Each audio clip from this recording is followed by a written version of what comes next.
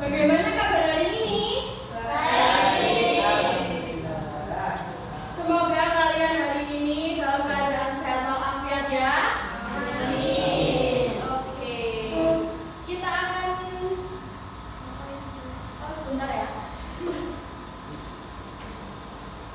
Oke, hari ini kita absensi dulu ya untuk mengetahui anak yang nggak masuk dan tidak masuk. Oke. Putri, Munfa, Sulis, Niko, Razik. Gimana? Oh, ada acara pramuka. Jadi apa dia? Ketua. Oh, ketua. Gitu. Ada perlombaan atau apa? Oh. Novi, Eka, Sulis. Ada dua ini Sulisnya ya. Jupita, Eka Rizky, Wahyu, Erwin, Rosa, Yesi. Iya, Mbak Yesi mana? Oh, telat.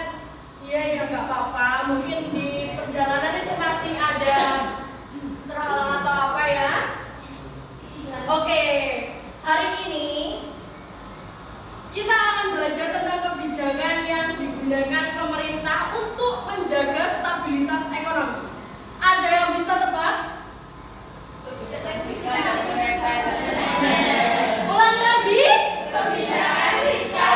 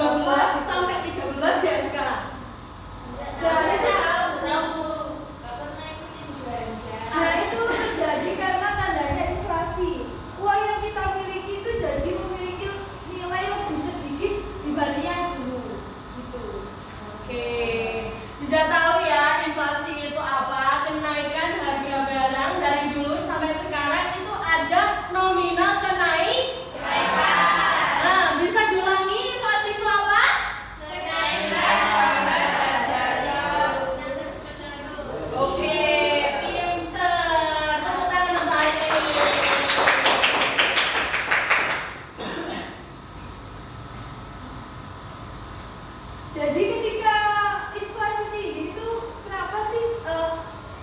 Dampaknya apa sih kalau inflasi tinggi? Kira-kira dampaknya apa? Kalau inflasi tinggi itu kira-kira dampaknya apa? Buat kalian, buat ibu kalian, buat rumah tangga. Masyarakat akan memenuhi, akan kesusahan memenuhi kebutuhan. Betul. Nah, coba sekarang kalian pikir, apa yang terjadi kalau pajak dinaikkan? Apakah daya beli masyarakat itu meningkat atau menurun? Kenapa kok bisa menurun? Soalnya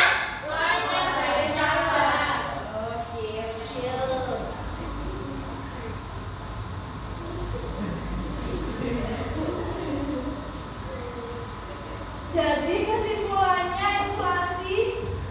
Waalaikumsalam.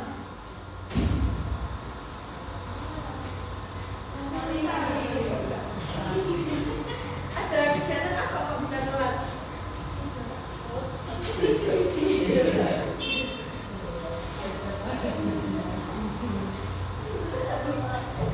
Jadi inflasi itu ada apa aja sih di dalamnya tadi?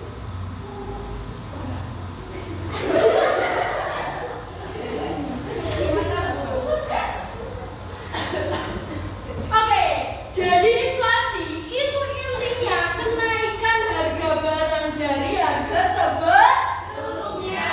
Nah, inti dari inflasi itu seperti itu ya, Rek ya.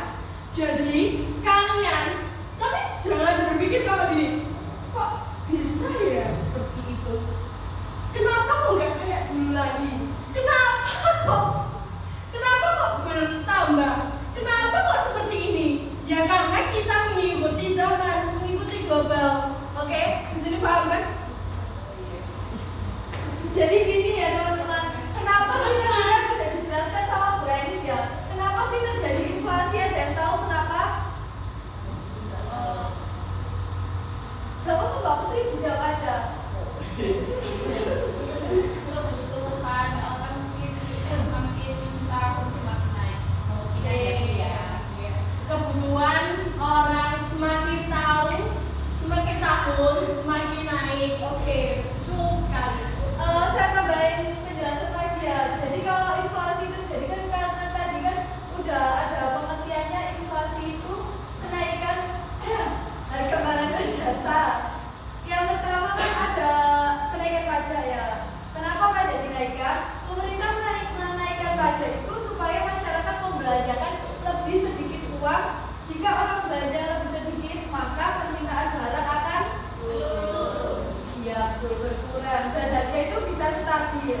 Yang kedua ada perubahan suku bunga. Kenapa Bank Indonesia menaikkan suku bunga tabungan atau pinjaman? Karena kalau suku tabungan naik, orang lebih suka menabung daripada membeli barang. Betul. Jadi orang berpikir ulang untuk meminjam uang atau belanja atau investasi. Tujuannya sama, yaitu mengurangi uang yang beredar. Jadi untuk menstabilitaskan ekonomi. Gitu anak-anak. Jadi kalian paham ya inti dari inflasi itu apa yang telah dijelaskan oleh Ibu Sandia? Oke, paham? Oke, tepuk satu. Tepuk satu. Dua. Oke. Ada yang sakit hari ini? Sehat ya, udah makan semuanya ya? Loh, kok belum? Kenapa? Oh, nggak sempet. Ya Allah, rekanmu jam pirang. Oke, inti dari inflasi itu sudah dijelaskan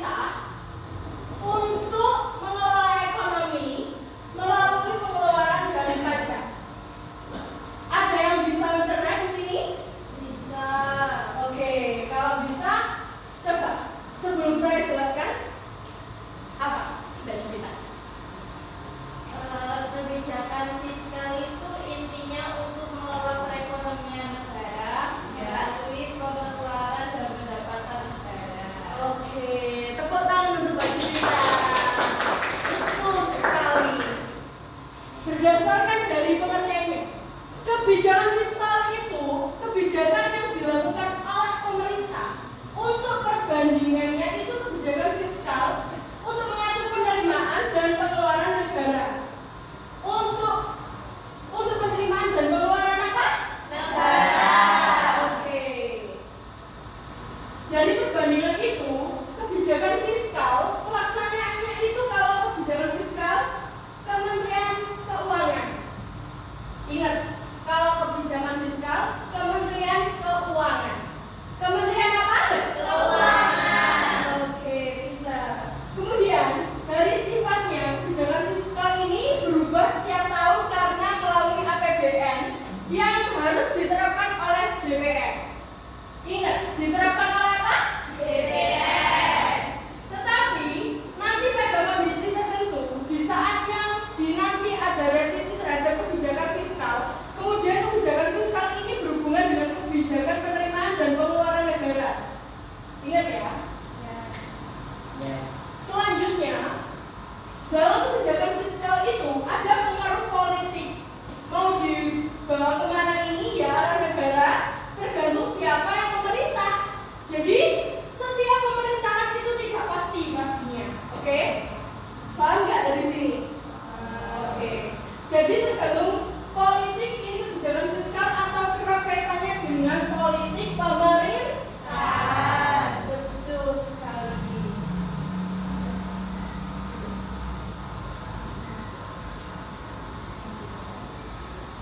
Yang selanjutnya ada kebijakan moneter. Ada yang bisa nyimpulin nggak apa sih kebijakan moneter itu? Ada nggak di sini? Ada nggak?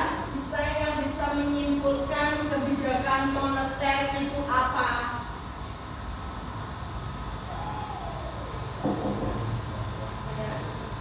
Waalaikumsalam.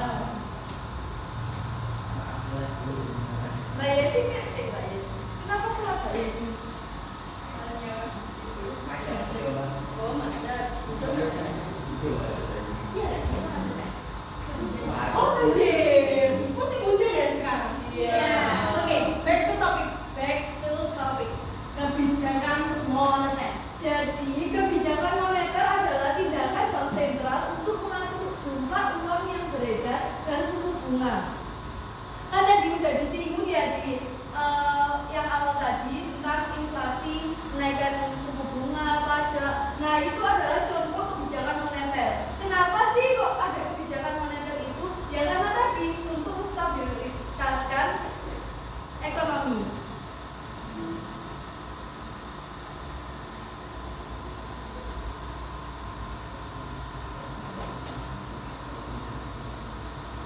Ada yang tahu nggak tujuan lain dari kebijakan moneter selain menstabiliskan ekonomi? Ada yang tahu? Belum tahu? Belum? Yakin? Belum?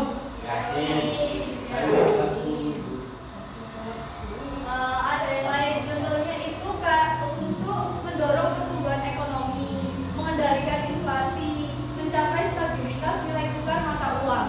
Jadi apa saja tadi tujuan dari kebijakan moneter? Terus Stabilisasi inflasi. Oke, terus? juga betul. Bukan suku bunga dong ya Mbak Siti? Mencapai stabilitas nilai tukar mata uang. Diulangi lagi boleh? Boleh. Yang pertama, yang kedua, Mengendalikan inflasi. yang ketiga, Bukan. mencapai stabilitas nilai tukar mata uang. Yang terakhir ada Mendorong. ya, Betul sekali.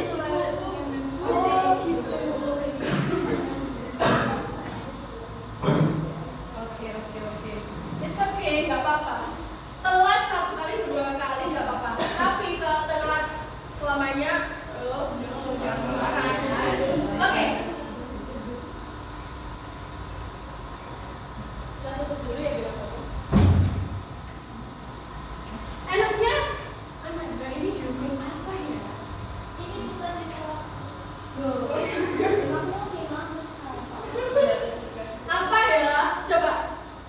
Apa ya? Senang. Oh nyanyi. Nyanyi kalau ada 5 diganti. Oh gimana?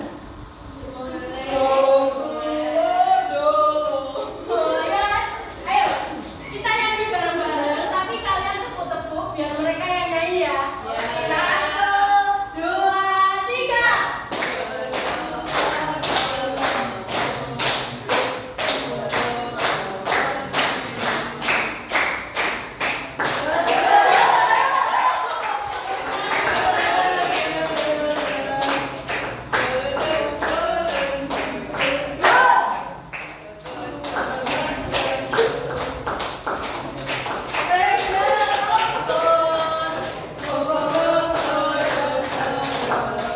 Oke, tepuk tangan buat kalian semuanya.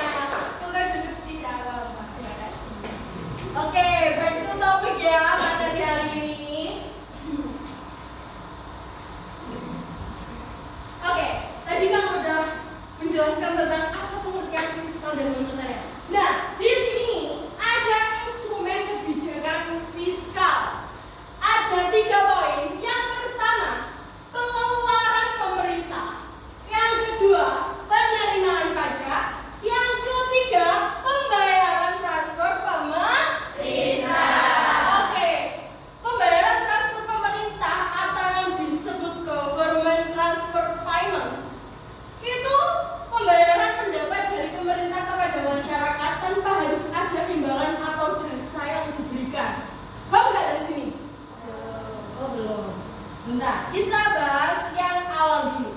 Pengeluaran pemerintah, belanja negara untuk infrastruktur, pendidikan, kesehatan, dan lain-lain. Itu contohnya, bukan pengertiannya. Kalau pengertiannya, kita resapi dulu ya. Belanja pengeluaran pemerintah itu sama aja dengan belanja pemerintah. Karena apa? Pengeluaran negara untuk menjalankan roda pemerintahan, misalnya untuk pembayaran gaji pegawai, pembangunan infrastruktur, dan lain sebagainya melalui instrumen ini, belanja pemerintah dapat dinaikkan atau diturunkan. Nah, contohnya yaitu tadi pendidikan, kesehatan, apalagi? Ayo coba, apalagi? Contohnya? Hibah. Pendidikan bisa diberikan. Tergantung sekolah masing-masing. Kalau di sekolah ibu dulu SMA Negeri Jogoroto, dulu guru ibu itu pernah bercerita kalau apa tadi? Pengeluaran pemerintah di sekolah. Karena apa? Di SMA Negeri Jogoroto itu dari alumni itu sudah ada yang menyumbangkan. Nah, untuk hal itu kan apa? Gimana? Dengar-dengar itu harus 20%, 20%. Oh iya tak? Nggak boleh. Oh gitu, ibu baru tahu. Serius? Oh gitu, oke. Berarti nggak usah dibahas ya, karena pengalaman dari ibu dulu sama dari ibu yang di sekolah ibu dan yang kalian lakuin sekarang itu berbeda ya? Oke. Yang kedua, ada instrumen kebijakan moneter. Masih ingat apa tadi kebijakan moneter? Kok wis lali sih, Rek?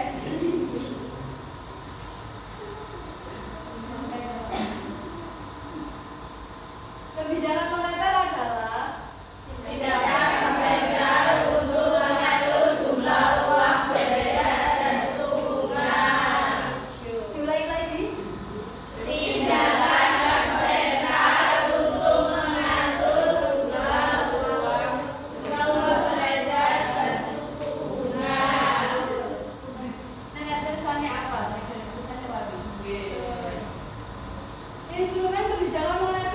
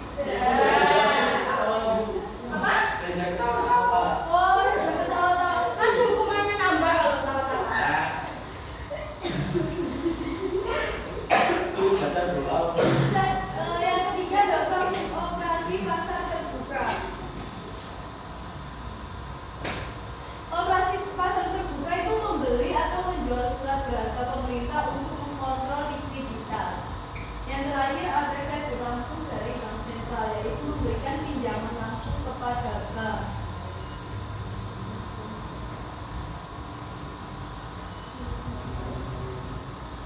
Bu, Ya. itu kan dijelaskan untuk mengontrol likuiditas. Ya. Likuiditas itu apa? Oke. Likuiditas. Ya. Sebentar ya. Jadi, pertanyaannya Disimpan dulu. sangat bagus. Tepuk tangan untuk Mas Erwin. Lu duduk. Sabarnya duduk Mas Reza. Apa? Lu jadi pertanyaannya Mas Erwin tadi itu likuiditas itu adalah kemampuan suatu aset untuk dengan cepat dan mudah dikonversi menjadi uang tunai tanpa kehilangan nilai yang signifikan. Sampai sini paham? Contohnya itu seperti apa? Belum. Contohnya itu uang tunai, dan Iya. terus kalau ciri-cirinya itu ya.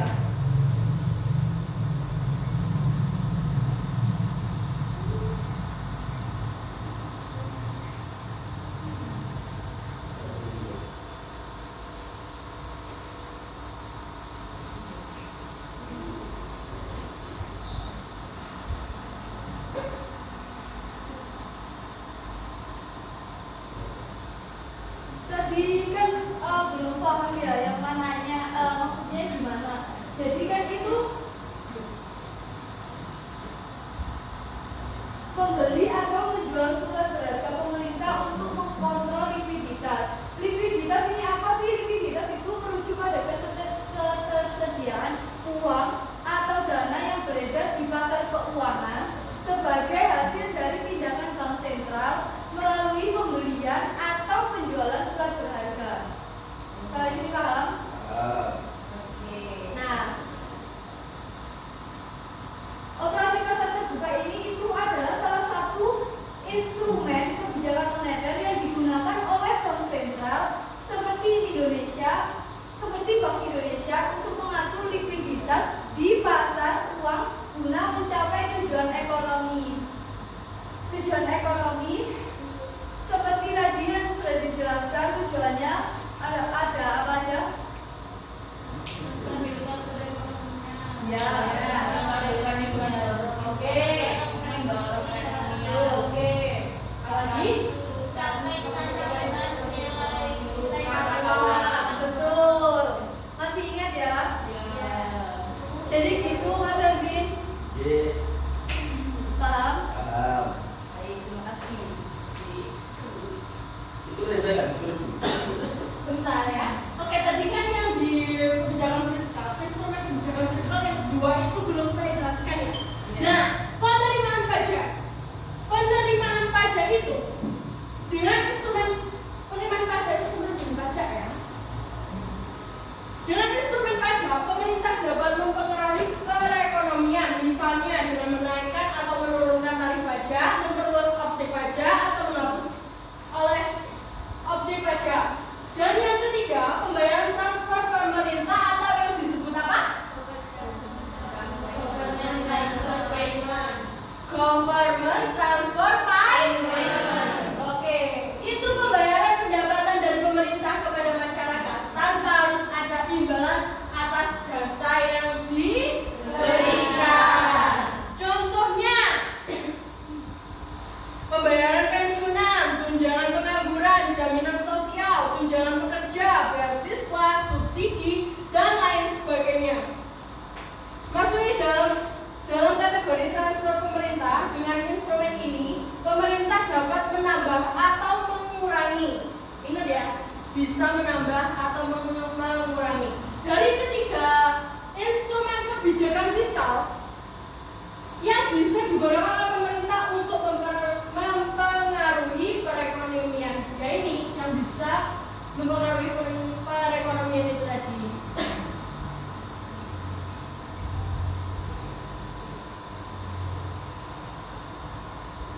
Oke, cukup ya. Di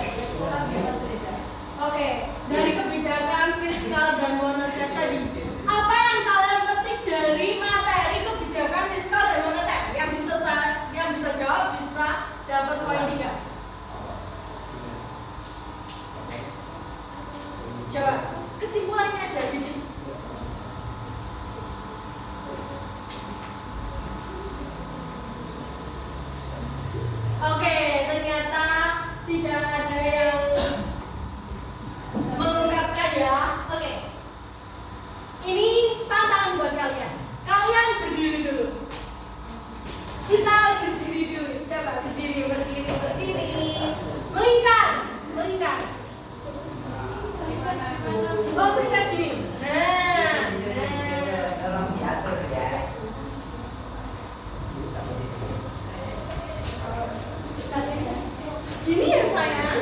Nah, berenang.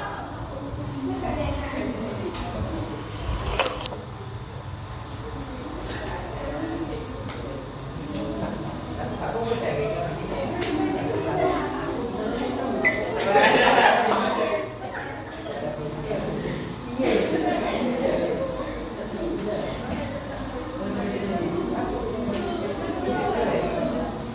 Oke, oke. Ini ya, bulatan ini ya. Kenapa kamu kok gak mau sawangannya? Jawangannya yo, jawangannya. Ayo, berdiri dulu ya. Ya, Pak. Pegangan ya.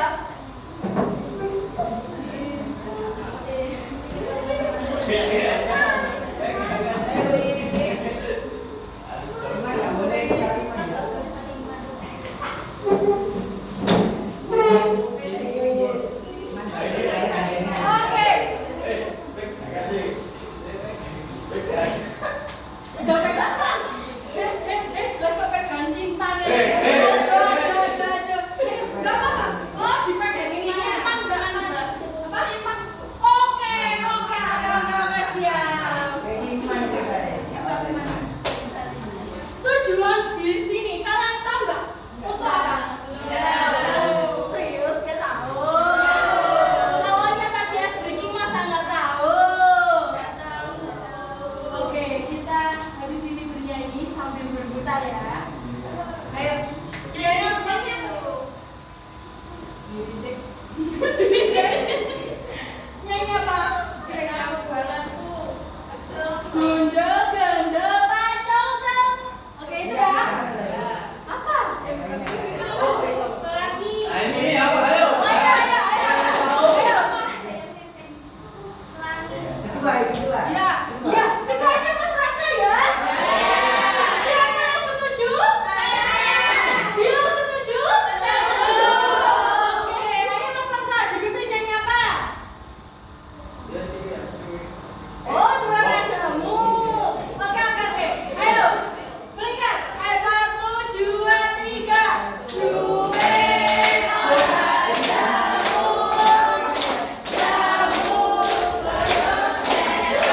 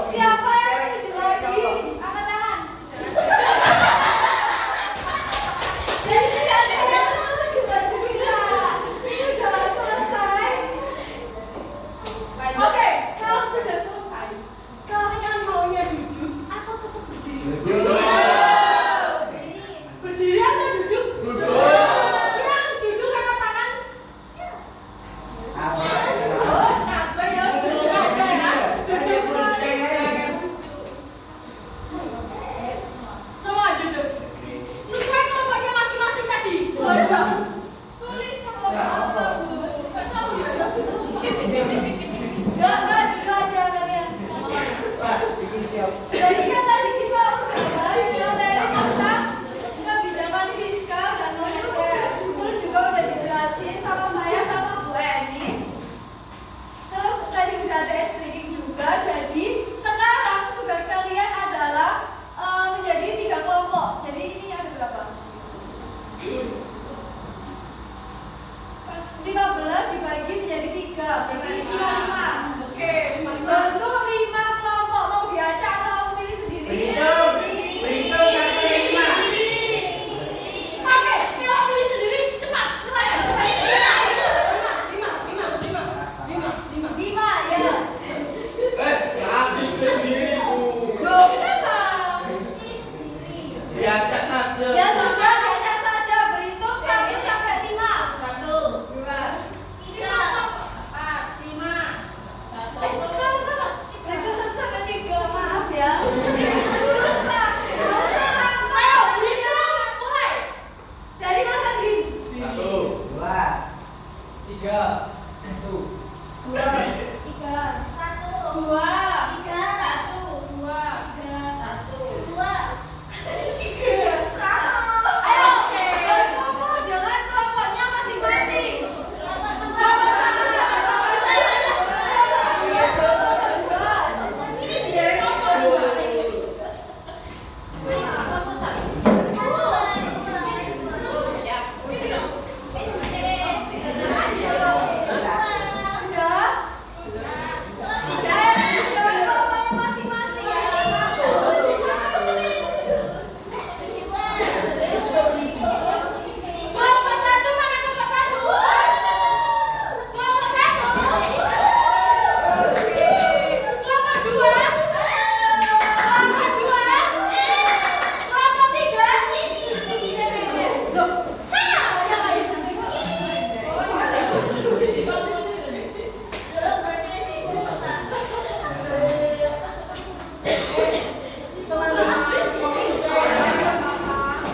Sudah, dan kelompoknya masing-masing. Jadi tugas kalian adalah gak banyak. Jadi ada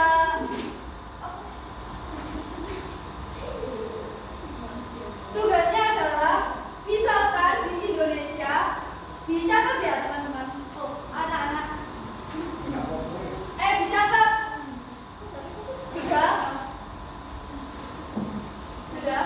Menurut kelompok kalian, diskusikan dengan kelompok kalian. Misalkan inflasi di Indonesia mencapai 8%, koma.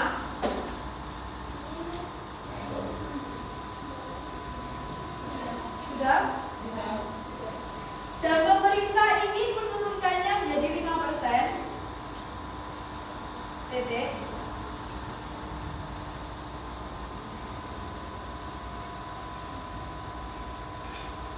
Sudah? Pilihlah kebijakan fiskal atau moneter yang dapat diterapkan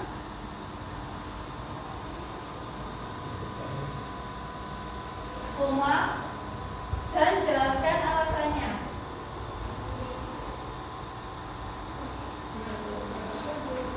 Didiskusikan sama kelompok kalian beri waktu 5 menit. Yes, 5 menit. 5 menit cukup karena satu pertanyaan 5 orang. 5 menit dimulai dari sekarang. Satu kita tunggu.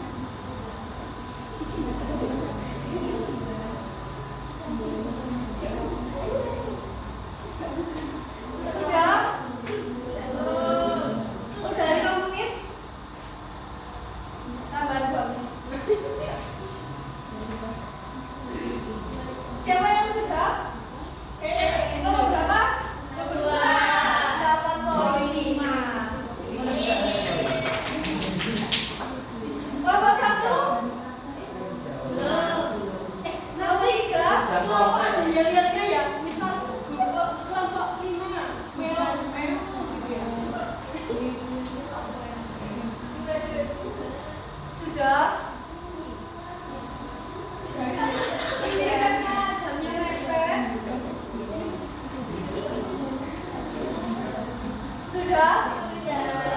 Oke, jadi siapa dulu yang mau menjawab? Kalau mana dulu yang mau menjawab pertanyaannya? Angkat tangan. Atau mau ditunjuk aja? Ditunjuk aja. Kelompok 3, ayo. Jelaskan menurut kelompok kalian tadi tentang apa lagi? Untuk berkreasi dari 8% menjadi 50%, pemerintah Indonesia dapat menerapkan kebijakan moneter dan fiskal. Oke, berapa berapa? 3. Oke, Mbak Ziva, monggo. Untuk menurunkan inflasi di Indonesia dari 8% menjadi 5%, kebijakan moneter lebih tepat diterapkan. Kebijakan ini dapat mencakup peningkatan suku bunga yang dilakukan Bank Indonesia untuk mengurangi jumlah uang yang beredar sehingga menjadi permintaan harga dan stabilisasi harga. Selain itu, operasi pasar terbuka bisa dilakukan dengan menjual surat berharga untuk menyerap likuiditas. Kebijakan ini efektif dalam mengendalikan inflasi tanpa mengganggu pengeluaran pemerintah secara langsung yang bisa beresiko pada pertumbuhan ekonomi. Nah, kebijakan moneter itu juga bisa diterapkan di masalah yang tadi. Tapi apakah kebijakan moneter itu tidak memiliki resiko? Ya, ada. Resiko utamanya adalah pertumbuhan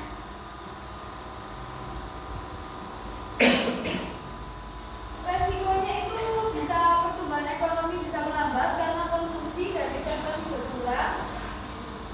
Dalam kondisi inflasi tinggi, kadang pengendalian harga lebih penting daripada pertumbuhan ekonomi jangka pendek. Kelompoknya Mbak Jepita.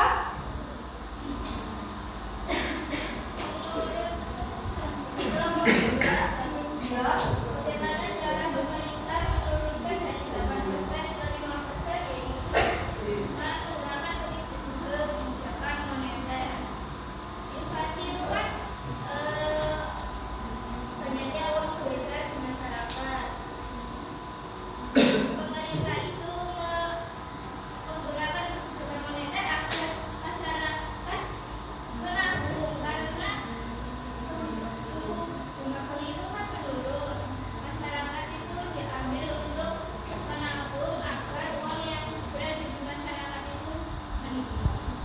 Baik, jawabannya sangat bagus. Kelompok terakhir.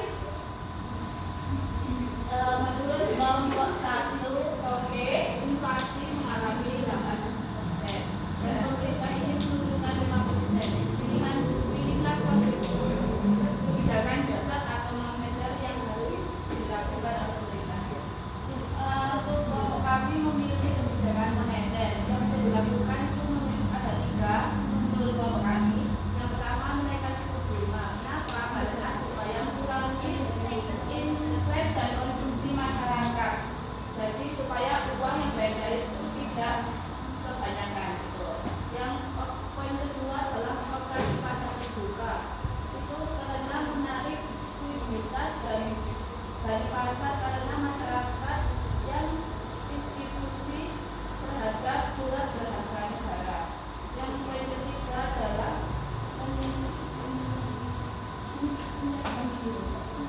mengurangi kemampuan biru wajib, yaitu mengurangi kemampuan bank untuk memberikan kredit. Ya, ketiga itu supaya uang yang beredar itu semakin sedikit. Bagus. Jawabannya di sini rata-rata kebijakan moneter ya. Dan itu jawabannya juga tepat. Tapi di sini tuh sebenarnya dari keduanya, dari kebijakan fiskal dan kebijakan moneter itu dua-duanya bisa diterapkan. Untuk penjelasannya nanti dijelaskan sama Bu Enis. Oke, tadi kan Mbak Sandia bilang kalau kebijakan fiskal dan moneter itu Bisa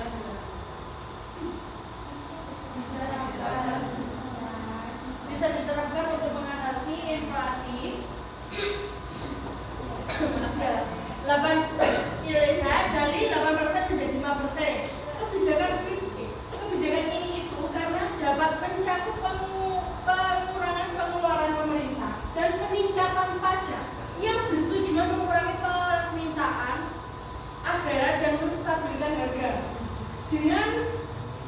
mengurangi belanja pemerintah, permintaan di pasar pun berkurang sehingga dapat menekan laju inflasi. Selain itu, peningkatan pajak dapat mengurangi pendapatan yang tersedia bagi konsumen sehingga konsumsi juga berkurang. Kebijakan dua itu efektif dalam menjaga daya beli masyarakat sambil mengendalikan inflasi. Jadi kesimpulannya dari yang permasalahan tadi, kedua kebijakan itu tuh sama-sama bisa diterapkan. Kalau kebijakan fiskal fokus pada pajak dan pengeluaran pemerintah, sedangkan kebijakan moneter mengatur jumlah uang yang beredar melalui suku bunga. Itu. Tepuk tangan untuk kalian semua.